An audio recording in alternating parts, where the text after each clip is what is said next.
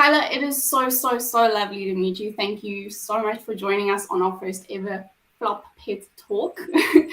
I guess this kind of makes you like a founding member now as well. Thank you for having me and for this opportunity. I'm very excited. Sure. No, it's so nice to have you on. And so before we begin with anything, would you like to just introduce yourself a little bit? Sure. So my name's Sky. I'm currently 23. I'm a student at Open Window, studying BA in Communication Design. I'm an animal lover and I also have some disabilities. Welcome. All right, awesome. So, so before we get into all the heavy questions, we're going to do a little icebreaker. Yes. You know, because we like that corporate talk.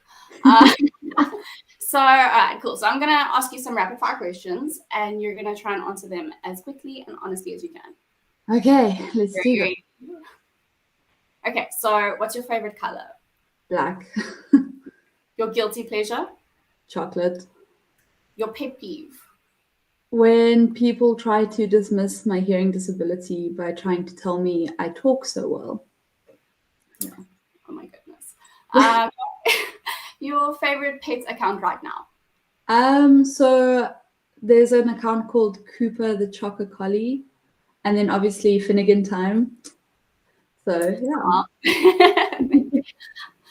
Your favorite small business account right now? Currently Crybaby Thrift. Crybaby Thrift. Okay. What do they do?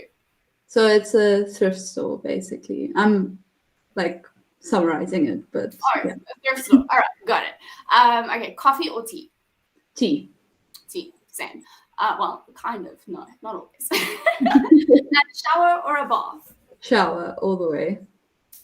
Early bird or night owl? Night owl, but want to be an early bird. Don't we all? And then introvert or extrovert? Introvert. I like people, but I'm an introvert. And your favorite Netflix show right now? Probably Friends at the moment. I've rewatched it, I think, 4 times. Same. It's just new things every time. Yeah, no.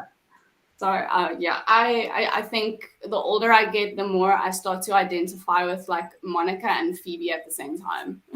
Same, 100%. Like that, I am both of them. All right, awesome. Okay, give me 1 second. Let me just get the Velociraptor. Are you gonna continue to? Okay, all right. Let me just get the Velociraptor. Love. Can you come take the chaos? Can you just take the chaos?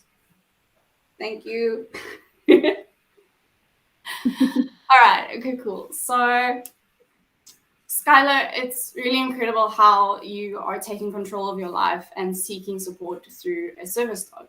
Can you tell us a little bit about like your experiences with hearing impairment and the psychiatric disorders you've mentioned? So, let's start with the hearing. It's been difficult adjusting to it because I only lost my hearing in grade 10 and it was only a slight hearing loss and it slowly got worse and worse and worse. Now I'm on moderate hearing loss.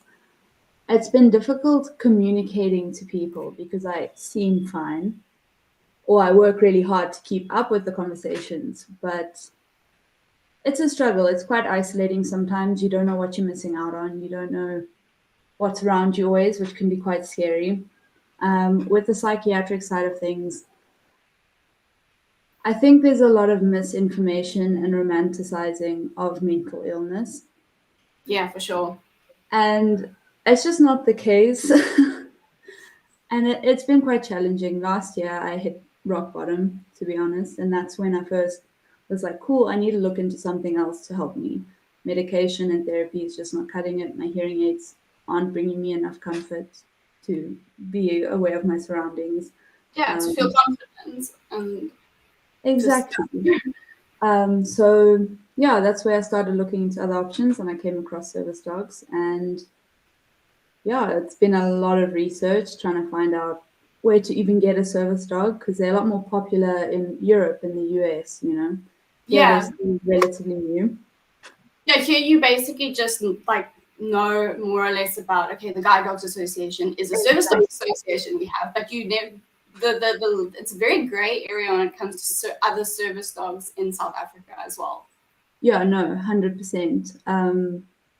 So yeah, it took a while to find organizations that actually train dogs for disabilities that I have, you know. But yeah, I'm very excited. I'm very grateful that I found the smart dog and the smart service dog. That's what it's called. And yeah, I'm very grateful that I also had the opportunity to work with a dog that was already in training. Because normally it takes between 2 to 3 years to get a dog trained specifically for you. So in my case, it's taking about a year and a half. So very grateful for that. That's incredible. Were they already training Yoda just for in general, or? Yeah. So they were training him because, okay, so service dog training, do you want to go into that quickly? Yeah, sure, go for it. Jumping around completely. So they have to go through like puppy training and obedience training before they even start service dog training. So they had started training him for that and preparing him to become a service dog and then waiting to pair him up with someone and then train him specifically for their needs. So it's kind of. So you finished high school, he didn't specialize yet, so they started specializing him for you. Yeah, exactly. But yeah, I'm excited to be on this journey. It's a bit scary putting myself out there, but I think it's important with awareness and everything, especially because service dogs are new to South Africa. Yeah. I can imagine. You mentioned before the podcast that moderate hearing loss and auditory processing disorder is something that a lot of people get confused about. Did you just mean that it's because they see you and you're like, but you look absolutely fine, there's nothing wrong? So that's part of it. The other part of it, auditory processing disorder, isn't really known commonly. So you don't necessarily have to have hearing loss to have the disorder, but I just happen to have both. What that kind of feels like is your brain mixes up sounds in your brain. Like when you hear them, it kind of all jumbles up. So sometimes it feels like I'm talking to someone and they're speaking in like Simlish, you know? Oh, gosh. Yeah, it's kind of like a dream, obviously. Like live in Sims forever, and everybody around you is already conforming to that. So I feel like you're winning. No, it's kind of the way I describe it to people who really struggle to understand. It's almost like auditory dyslexia, where like the sounds get jumbled up, and then that in itself can sometimes impact my speech and how I pronounce certain things. And then that creates a lot of anxiety because I want to present myself properly, but I'm scared of mixing things up, you know? Yeah. And also growing up hearing normally and then having this change, it was quite hard to adjust to that because I knew what I was missing out on. Yeah. I'm trying to think. An incredible loss as well, especially at that age. You're already at an age where you feel insecure about yourself in the world, and now this big thing happens to you that makes you even more different. And I can imagine that's super scary, especially at that age. It was also socially awkward for me because one, you just have insecurities at that age, and then having something that makes you different or stand out a little bit, like wearing hearing aids, it creates a little bit more uncertainty in yourself. But also, when I first got my hearing aids, I'd have kids like want to come and look at them and like touch them and be like, "Can I see them? Can I?" And I was okay with close friends, but there's a difference between genuine curiosity that still has compassion and acknowledges that, hey, this is a sensitive issue. Yeah. And then people just being curious and quite honestly, excuse the language, but assholes, just because they want to know. And they don't really think about how they ask things. Yeah, that they're asking another human. They're just like, hey, what's that? Without factoring in. You're actually there and you have feelings about this too. Exactly. Or people, in the way they ask, they kind of challenge whether I'm disabled enough because they can't, it's not tangible to them. And because I work hard at keeping up with my speech, at trying to fill in the gaps based on the context of the conversation, my brain's working extra hard to keep up And just because people don't see that, they kind of go, "You're fine. You don't have a disability." Just get over it. Or I think that encompasses the entire problem with mental health awareness in this country as well. Yeah. Same applies to mental illness. And a lot of the time when I'm out in public, in terms of the psychiatric disorders, it's fake it till you make it. You try and keep that mask on, you try and present okay, when in reality it's like, I didn't even want to leave my house, never mind be in this situation. No, for sure. Yeah, and with PTSD, last year got to the point that I wouldn't leave the house by myself. It was just too overwhelming, it was too scary. So parking lots are a big trigger for me. Excuse me. And I know they don't mean badly, but like parking guards following you to and from the car completely freaks me out. Oh yeah, because they're actually like, does she have a disability? If I don't know if you park in the disability parking at all, or when you need to get something. So I don't at the moment, but I'm doing research into it in certain situations if it makes more sense in terms of the space to get Yoda in and out of the car. Yeah, exactly. But at the same time, I don't want to take away from those with physical mobility. No, of course, yeah. But yeah, so with the parking lot guys, though, it's these men following you to and from your car, and that in itself is enough for me to be like, cool, I don't need to go to the shops. I'm fine. I'll stay at home. And obviously, I want to be independent. I want to go do my shopping. I don't want to rely on like my boyfriend and my friends and my mom and dad. And I want to be able to do those simple things without being too scared to leave the house. Exactly. And that's where Yoda's going to come in. So very excited for that. I'm excited too. Well, okay, tell us a bit about Yoda. We've been talking about Yoda, but like, tell us about him. So Yoda is a golden retriever. He's currently 9 months old. He is going to be a multi-purpose service dog. He currently is being brought up by his foster family. I'm incredibly grateful for them and everything they're doing. I am obviously sad I've missed the puppy stage, but it is what it is. Trust me, you don't. I have I've diagnosed depression and general anxiety as well. And I got thin because I was like, he's going to be great. I'm not going to work alone from home anymore. There's just going to be another body, I'm going to have something to be busy with. The puppy blues that I got because of him, the chewing, the biting, the nonstop, everything, it actually sent me spiraling hard. It was bad. It's only now starting to get a little bit better. But yeah, I think I'll think twice next time I really want a puppy. But I guess it's a good idea until they're there. You're like, yeah, we shouldn't have done this. Then maybe it's a good thing I missed out on you. If you want the puppy phase, just go visit the puppies and leave them. It's like being the cool aunt. You can go, you can spend time with the kids and leave them. I like that. Definitely.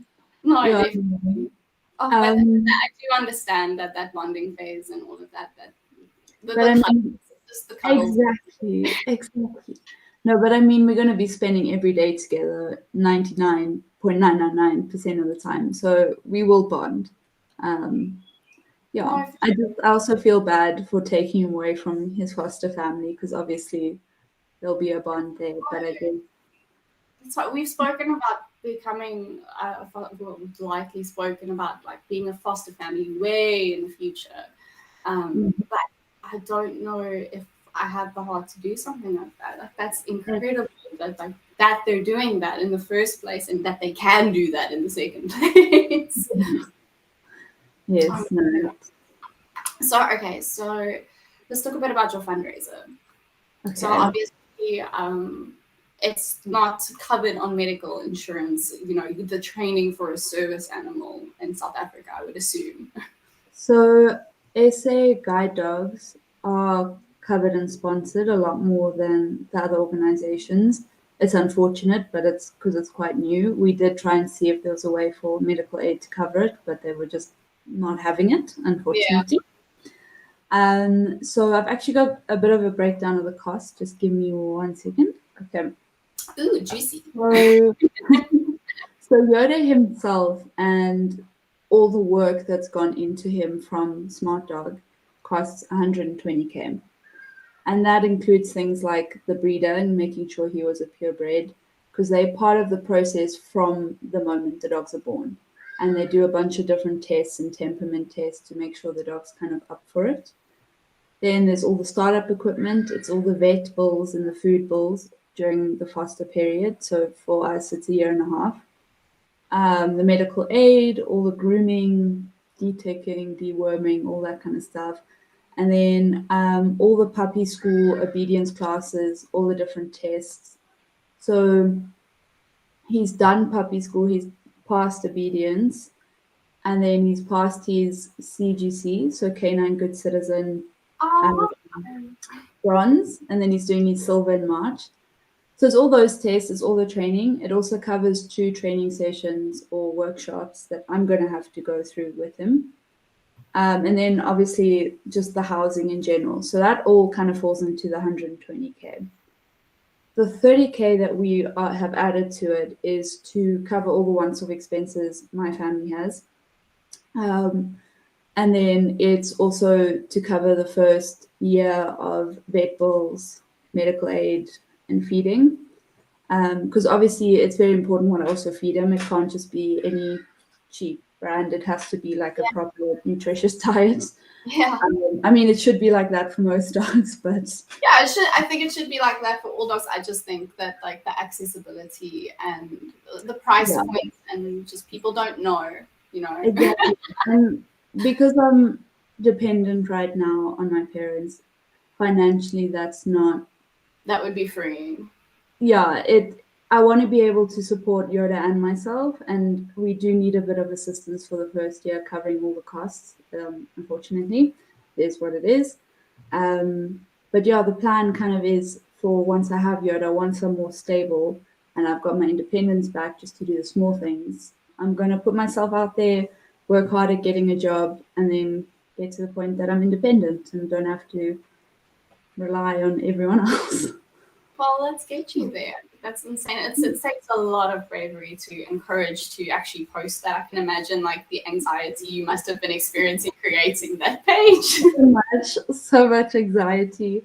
I'm very grateful for the positive feedback. So many people have been sharing and donating. I don't have the words to explain how grateful I am.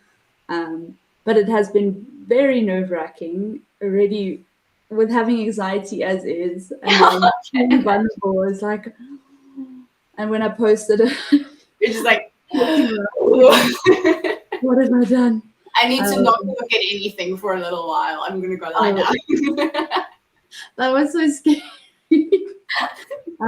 But yeah, no, I've received a lot of positive feedback, and I'm grateful for every share, every donation. It goes a long way. So well, it's a great cause. So you know what? Thank you. Thank you for this opportunity as well. Oh, thank you, and like thank you for being brave enough to share your story as well. Like that takes a lot. Thank you.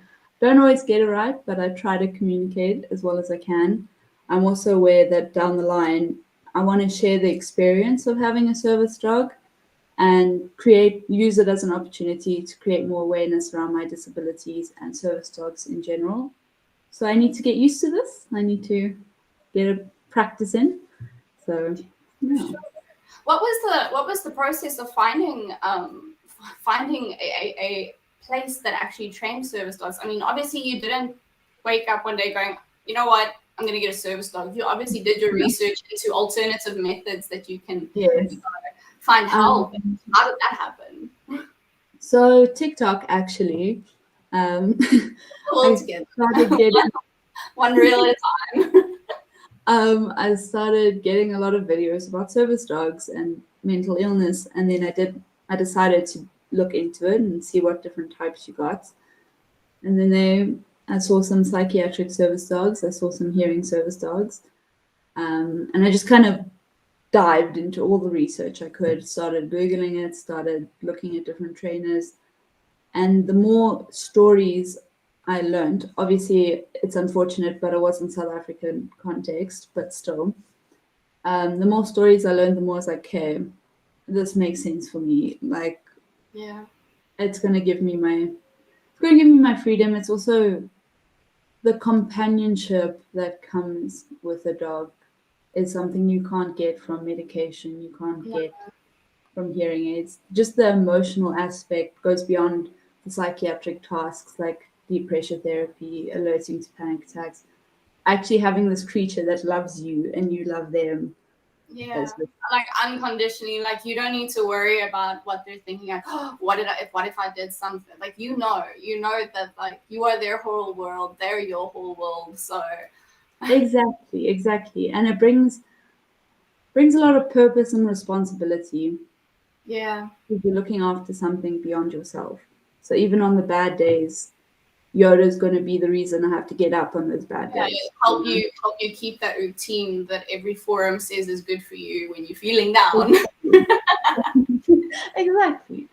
Um, so yeah, just a lot of self research, and eventually I like emailed every dog training service that I could find in South Africa, and then found one or two options, and then Smart Dog was like, cool, we have the ability to work with you. You just need to do the application process.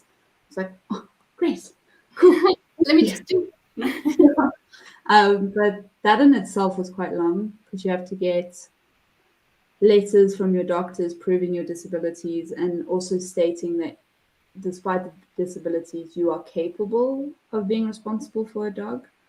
So if you are unfortunately in a position where you just cannot look after the dog, Yeah, then service dogs unfortunately aren't an option. But I'm very lucky that I can. So yeah. that's exciting, and how awesome that you are able to be in a position to do that. You know, so Yeah. so pretend play Google for 2 seconds, right? Someone in South Africa is Googling how to get a multi-purpose service dog or how to, the process of getting through this. Okay, so you mentioned that you need to get the certificates from your doctors and all of that. So what else is completely necessary for that? So each service dog provider, at least that's what I'm going to call them, they have their own application requirements. So you have to fill out the whole form. You have to reach out to them first and then get the application information. You need to get the relevant medical documentation and letters to prove it. And then they go and they review your information, they check references, they find out as much as they can about you. Then we had a house visit from the main trainer and the main organizer, and we spoke about what would a service dog actually do for me? Like, what tasks would make sense? Like, does this actually make sense, or are Yeah, you just is moving? it Yeah, exaggerating? That's a horrible way to put it, but like, yeah, is this the right fit, or do you need something a little bit different, like that kind yes, of thing? exactly. And are your expectations on the dog also realistic? Because at the end of the day, as amazing as they are still dogs, and they Yeah, still, they're still if when living beings. yeah, exactly. So after that visit, we agreed on certain timelines and days, and we agreed that the fundraiser would happen, and they would support the fundraiser, despite like there was no pressure to get all the money up front. Um, and then yeah, it's been a process of just getting updates on Yoda, me doing some research and kind of watching in on some classes and slowly learning more about dogs. Um, And then the next phase is Yoda's going to come and stay with me for a few days in March. We're going to go to a workshop together. I'm so excited. I've got a countdown app on my phone. Um, and then he'll go back, train for a couple more weeks just to finalize everything. Then he'll come live with me permanently, and we will be tested as a pair for public access because you have to pass the public access test to qualify as a service dog team Yeah, and have the legal rights to I was gonna go ask. ahead. So that's an actual certification anyone with a dog can get if they go through the right steps to get the public access, or is it like you have to Yeah. do puppy good school, like GCGs, CGCs, and like everything before getting that, or is that just a separate thing that people can go through? So from my understanding, you have to go through all the other tests Yeah. before public access. So your dog needs to have obedience training, needs to have the 3 levels of the CGCs, because that's part of manners in public, and you need that training in order to pass the public access test. So they kind of build on each other. Yeah. Okay. All right. Cool. Yeah. Because like that's one thing I think that's a very gray area for me because, especially here, because there is no real allocation for other service dogs. And if I say other, I don't mean less important or more important than guide dogs. Please, No. don't cancel me. But it's basically just, you know, guide dogs are the only thing that we see on TV. It's the Guide Dogs Association, and you have then the other amazing welfare organizations that could get supported. But Guide Dogs Association kind of also falls under that welfare. But there's no real allocation for other service dogs, people who have specific service dog needs in South Africa, and like they don't have access to buildings and anything like that. Like I know for a fact that if you walk with a dog in Woolies, no matter if you have public access or not, someone's going to come up to you. 100%. So legally, a service dog is considered medical equipment. Obviously, they have animal rights and they're a creature, but they're considered medical equipment. And so if you've passed the tests and it's a qualified service dog, it's medical equipment, and denying access to a service dog is denying access to someone with disability. Medical equipment, yeah. And that's illegal, first off. It's discrimination. The only exceptions that can deny service dogs, technically, according to the law, are religious places and certain like places in hospitals or like an ambulance if there isn't enough space. Like health-related issues, like I can imagine not allowing a dog into a blood bank, for example. Yes, exactly. But there is a website called Disability Info SM. We'll link and that. they have a bunch of information on all different types of disabilities, but they have a whole section dedicated to service dogs, and they explain all the different types, what are some of the tasks the dogs do to help the different disabilities, as well as the legal rights behind each service dog and what it means to have a service dog and why you are allowed access. The issue is, so the main person at the organization I'm working with is currently trying to fight for our rights as service dog handlers, but just there's not enough education, not enough people know. And unfortunately, there have been some stories where the one girl was tackled by a security guard because... What? So that's going to be... I'm going to have some challenges when Yoda and I are together. We'll just have to do like the brightest color service dog jackets and like matching outfits the whole time. Yes. Just branding, just arrows like coming through. You know, that kind of defeats the whole purpose. Are you getting him? But we'll do it. Yeah. No, it's part of the reason I want to share my journey so more people can learn. So there's more advocates, there's more people standing up for service dog rights, and hopefully more organizations becoming more aware and being like, okay, let's do what's right. Let's give access to people. Sure. We'll get all that info as well, where people can go if there's a petition or somewhere where they can sign up to hear news. We'll link all of that below. Okay, I'll give the links to you. Awesome. Yeah. What else? Well, I was gonna ask you, do you know what the rights are of service dog handlers at the moment in South Africa? Because I know, and again, I can't verify this information because this is a TikTok information, and as I found out the other day, it's not very reliable news source. But the whole thing is like you're not allowed to ask someone who has a service dog what's your disability.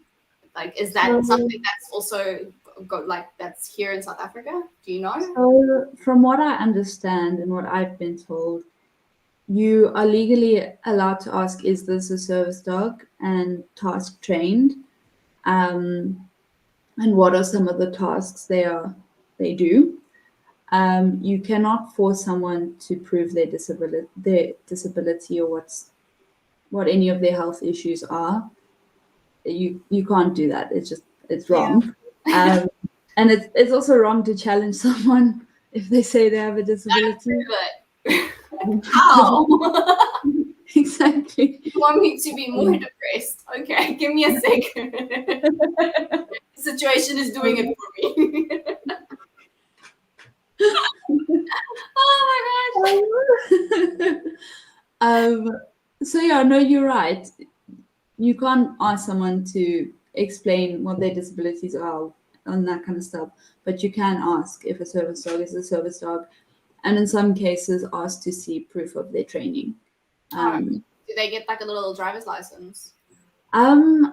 They get like a certificate, as far as I know. I'll update you once Yoda and I Make it a little driver's license with this little photo with like. They are looking. Sorry for interrupting. They are looking at making like a registry for all the service dogs, and like throughout the country have like. Available. But we'll see how that goes. Yeah, that could be an interesting one, especially with like privacy policy and all of that. Yeah. But it's a good idea as well. It's like the same way you could look up a license plate number, you could look up, is this an actual registered service dog? Yeah, because that actually, I think people also get confused because you get service dogs, you obviously get guide dogs, you get therapy dogs, and then emotional support animals. Yes, that's true. So a therapy dog is a dog. I'm just going off. Hey, if you stop me if you need to. A therapy dog. Loving it. Yay!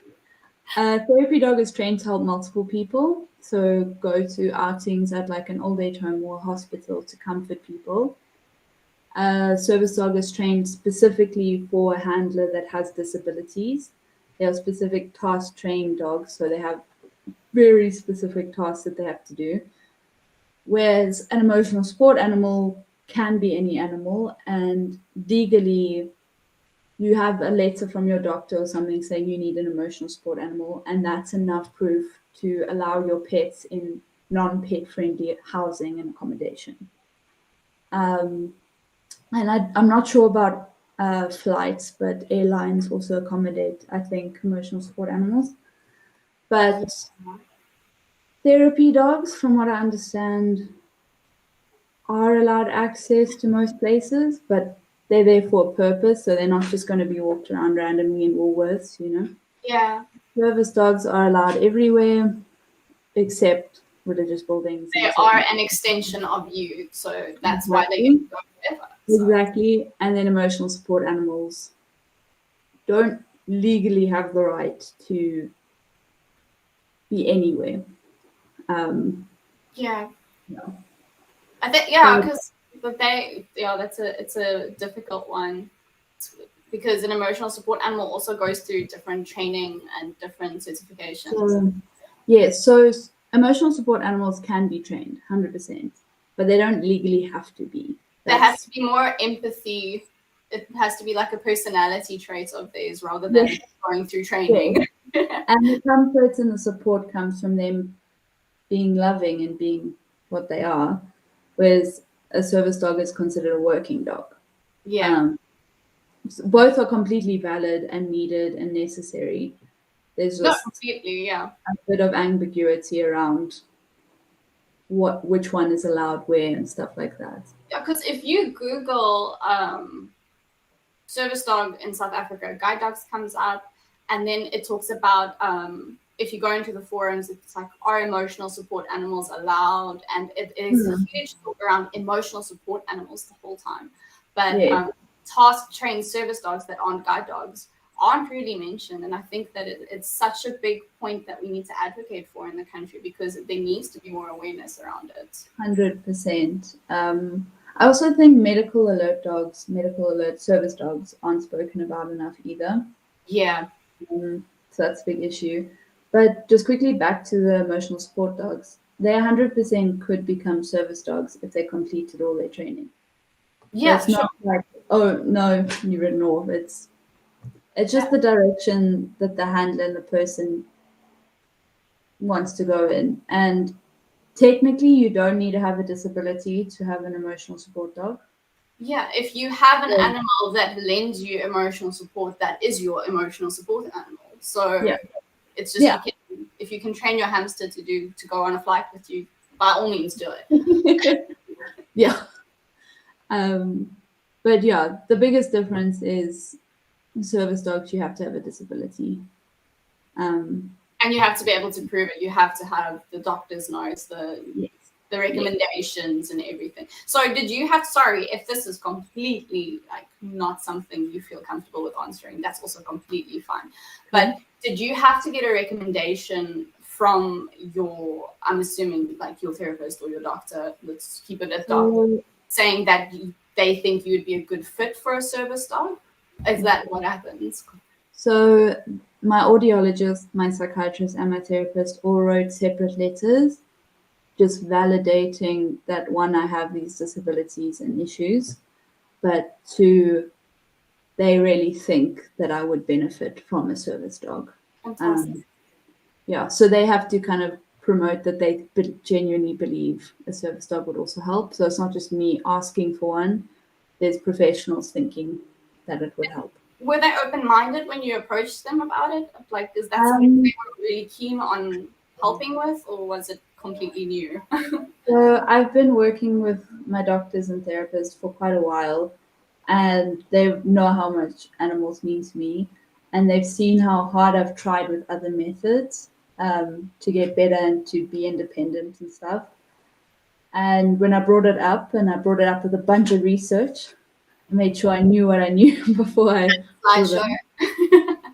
no.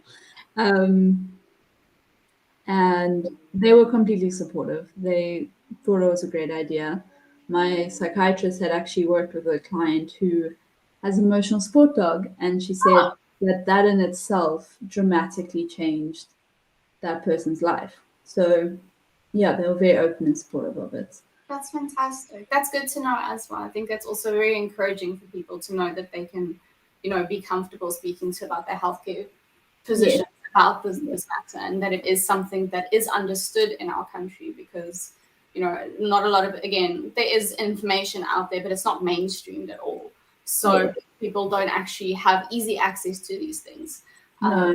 But it's good to know that there are these resources from your, doctors and such. Yeah.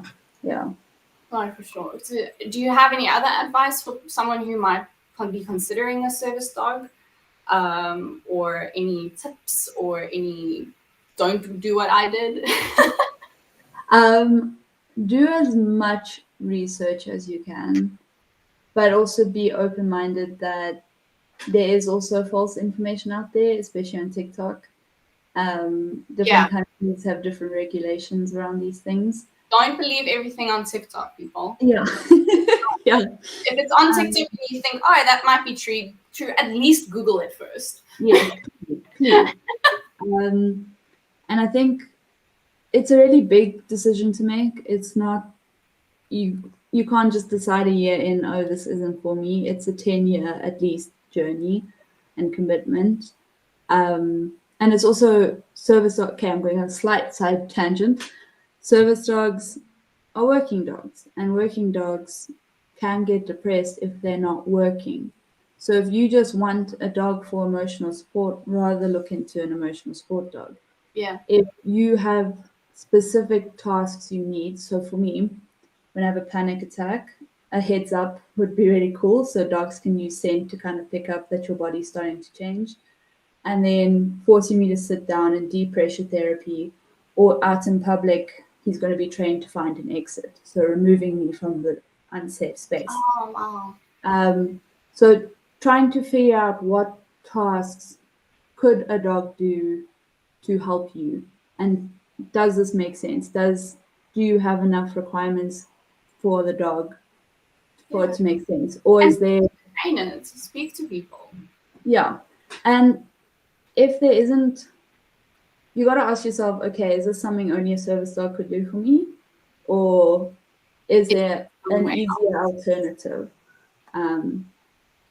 Because I think what a lot of people also don't realize is like, oh, I'm going to get a service dog specifically for my anxiety and depression. But what they don't realize is a dog can actually like amplify those feelings if you are not ready for it. If you don't have any other support with that, you have to at least give yourself some space as well to realize that, hey, this is a lot of change for me as well.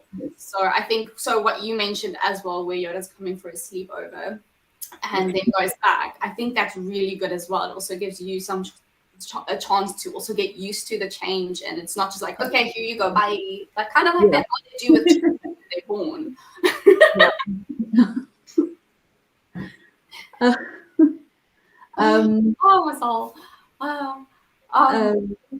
Yeah.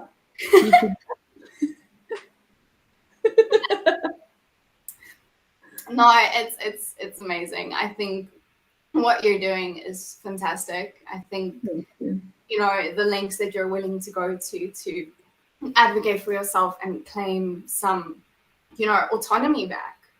I think it's fantastic.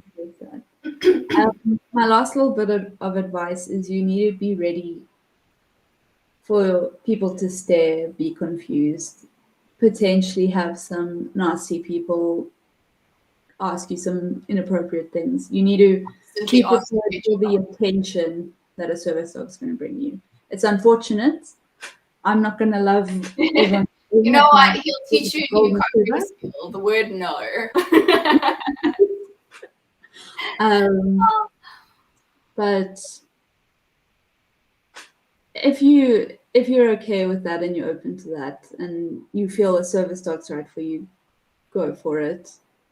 Like start doing your research and reaching out to different organizations, because they'll guide you on whether they think it's a right fit or not. Yeah. So I think all of these organizations would also be extremely open to discussing it and really assessing whether this is a good fit for you, because they also have the best interest of the dog in mind at the same time, as we don't want to give you a dog that's going to be detrimental to your health or the dog's health. Exactly.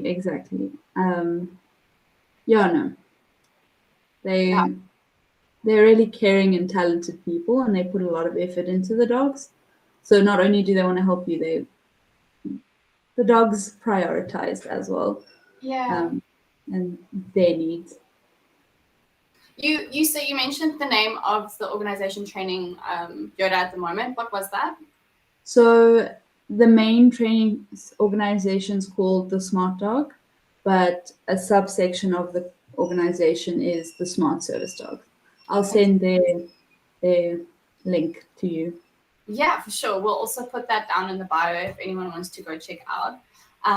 Also, Sky's Backer Buddy page will also be put in the bio, into the description. If you want to go check it out, please feel free to go have a look at that link. I'll also link Skylar's Instagram page below. If you have any questions, you can reach out to her, and I'm sure she'd be happy to answer anything. I'm speaking on your behalf. I'm so sorry.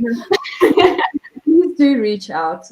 I'm more than happy, but please be respectful that I won't always disclose medical information. If Sky lets me know that you guys are being mean, I'm going to come for you. So be nice, be respectful, and help us do some good. Help us get Sky and Yoda united. And you have to also, Sky, you have to tag us in any updates, please. So I will. Story. And once you and Yoda are united and after you're settled, we'll have you on again, and then we can all meet Yoda. Fantastic. I'm excited. I'm excited too. Thank you for sitting down with me, and really hope that we can help do some good. And thank you for educating us and telling us about, your advocacy journey, and for yourself and for service dogs in general. Thank you. Thank you for the opportunity. I seriously appreciate it. Yeah, and thanks everyone for joining us. Probably Yeah. my partner and my mom and 2 other people. So hi, but we're gonna get this message out there completely, and we're gonna amplify it, and we're gonna do some good. So let's. All right, Scott, is there a deadline to the fundraising efforts that you have? The first deadline was 10K to lock in Yoda as a deposit, which we've already met. So thank you. And then the rest of the 120, ideally by June. But the organization and I are in communication. And as long as I keep showing effort for the fundraiser, it's okay. That's fantastic. Well, let's basically. Sorry. Let's keep going and let's do some good, guys. Thank you so much for joining us, and we'll see you next time. Cool. I am so grateful to you. Thank you. No, thank you. I tried my best to remember everything.